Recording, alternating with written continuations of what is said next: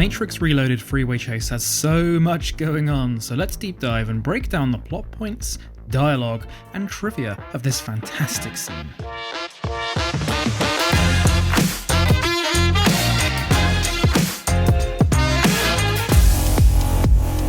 So just for a bit of context to remind ourselves, this scene takes place just after the gang have found the Keymaker. They've been told by the Oracle to find the Keymaker because that will help Neo reach the source. So they've gone to meet the Merovingian and basically kidnap the Keymaker from the Merovingian's care. The Merovingian sent his twins assassins after Morpheus and Trinity as they drive away. Meanwhile, Neo is basically lost in the mountains because he's taken one too many wrong doors and now he's kind of stuck in this weird glitchy area. Okay, one of the first things we can talk about is this mobile phone that Morpheus has. He clicks it, it pops open. This is a very different phone to the one that they use in The Matrix 1. When you watch Enter the Matrix, which is the video game that takes place alongside The Matrix Reloaded, we see that this mobile phone is actually a real phone within the Matrix universe. Look, there's a billboard for it right there. So what that means is the red pills, while inside the Matrix, they're not using this fancy tech that will get them spotted. No, they're using Matrix real-life cell phones. So classic here, the red pills are after an exit. Remember, it's an exit that they need to get out of the Matrix, which basically means a hardline phone. A phone that's connected to a landline.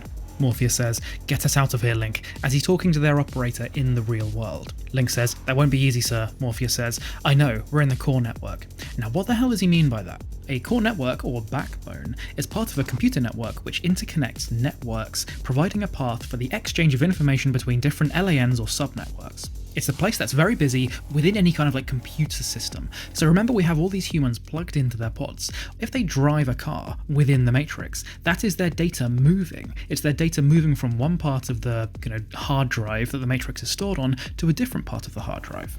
What it means is that the operators struggle to find a proper hardline exit for the red pills when they're inside the core network, i.e. when they're inside the busy center of the city. Link then says, "Oh, look up behind you." And you go, "Oh, wait a minute, how the hell can he see? He's not even there, he's in the real world." Remember, Link is reading the Matrix. He's reading that green data rain, which means that he can see everything that's happening. Here's a moment that might go under the radar when you first watch it, but think about it. The twins crash into all these cars and there's this massive debris and disaster happening, and they smile to each other. Why do they smirk like that? The reason is, these two programs, these two exiles, are from one of the first versions of the Matrix, the Nightmare Matrix. They were designed to torture humans. They were designed to make humans miserable. So when they encounter some disaster like this, like a car crash, they smile to themselves. Okay, right there, we see that the Matrix screen has a weird kind of flash. Why is that? This is because in the Matrix right now, there is a huge disturbance in the control that the machines have. Normally the green code just flies down, screen nice and calm, that's it. But here, we're seeing two red pills crash into everyone. We're seeing two exiles shoot everyone. We're seeing Neo fly through the sky. We've seen all of these sudden weird things happen all at once. That's what that white flash is for. Morpheus says, "Any suggestions?" And Link says, "Turn right." Morpheus relays that to Trinity, and she, without even hesitating, instantly turns right. The reason is that she is literally being told an instruction from the guy who is reading what's happening in her world right now. She doesn't need to check. She just literally turns right, and she knows that she'll be fine. Right now, in the background, we see this huge billboard with the word "steak" written on it. At the end of The Matrix 1, at the very end of the credits, we see this screen. The URL for the Matrix website at the time, when it was released in 1999, with password "steak." So here is just an extra little Easter egg. Next, we see Niobe calling Link, because remember, at this stage in the story, the Nebuchadnezzar in the real world is kinda lost. Niobe volunteered, so she is now in the Matrix trying to find them. In Enter the Matrix, we then see Niobe and Ghost zoom away in their car. We see these two agents phase into these two police officers, and you might ask yourself, okay, hold on, we saw these two agents in the film earlier. How come they're still around if Neo beat them? Well, remember, Neo didn't delete them. All Neo did was beat them and then gouge off. He didn't actually delete them like he did with Agent Smith in the first Matrix film. This line is quite important here. The agent says, "The exile is the primary target." Now that means they are going after the Keymaker, because exiles are ex-programs who have rejected the control of the machines. Keymaker has powers that the red pills don't, because as we know, the Keymaker can access any backdoor and appear anywhere in any part of the Matrix. This is such a major power that the agents have no choice but to go after the Keymaker instead of the red pills. Here's just another little Easter egg with this part of the scene. If you pause here, you see a sign in the background that says Patterson Pass. This is a reference to the production designer Owen Patterson. Here, Trinity decides to hide behind this other car, but that doesn't stop the twins at all. Remember, they are evil programs. They're the ones who tried to make humans suffer in the Nightmare Matrix. So again, we see that evil little smirk because they have a chance to shoot at this driver. We see on the side of this lorry it says Big Endian Eggs. Now what is that reference? Endianness is the order of sequence of bytes of a word of digital data in computer memory. Endianness is primarily expressed as Big Endian, BE, or Little Endian, LE. So I think this is just a little trivia thing again, where it's Endianness sounds like Big Endian Eggs, just something else from the Wachowskis. Here we see one of the twins use their special ghostly power to float through objects, that being this car, and just land inside the seat. Remember, these were programs created with the explicit power of turning into ghosts. And similar to the agents, the twins are more after the Keymaker rather than the Red Pills, because the Merovingian has made his success by basically kind of like sitting in the background. He never really got involved in the one's kind of like quest to destroy the machines or whatever, because arguably that would be bad for him. All the Merovingian wants is to get his Keymaker back. Here you might think to yourself, why the hell is this agent jumping across the cars? Because that will basically expose the fakeness to all these other drivers, all these other plugged in humans, But no, we've seen this happen before. Remember in The Matrix 1, when that agent jumped across the road right at the start? He did that in front of those cops.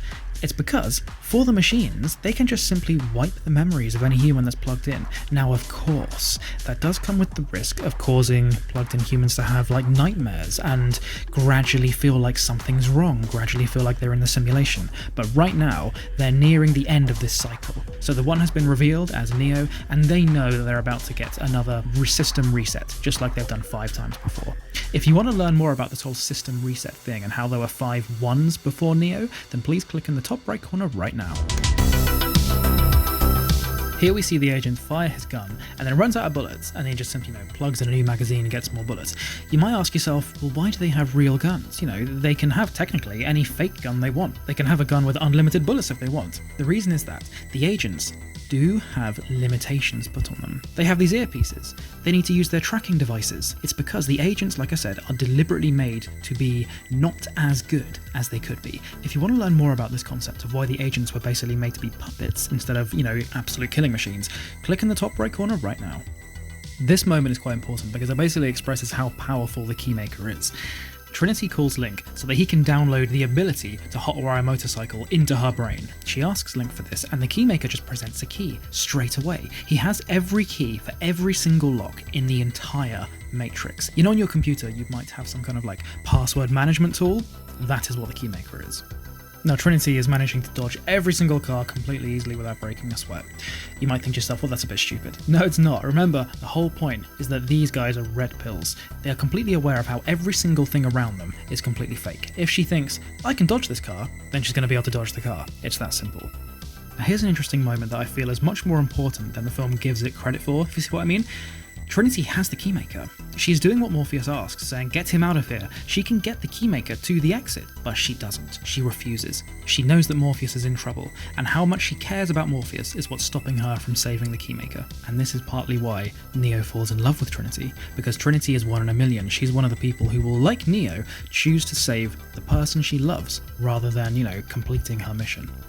Now here's another little bit of trivia. I don't think this is part of the story, I honestly think this is just an extra bit of trivia, but this road sign here, it reads Whipple Avenue, Woodside Road, and Marsh Road. This, in real life, is a part of San Francisco that's just down the road from the Oracle Corporation. Of course, that is a reference to the Oracle. Then this agent gets a message in his earpiece. As I say, the agents can't read the code, they have to be told things. Someone within the machine mainframe, someone back at 01, is feeding agents information. For this part you might think to yourself, oh Morpheus, what are you doing? You know you can't be agents. And it's true, he can't be agents. I mean, we saw in The Matrix 1 he couldn't even be Agent Smith.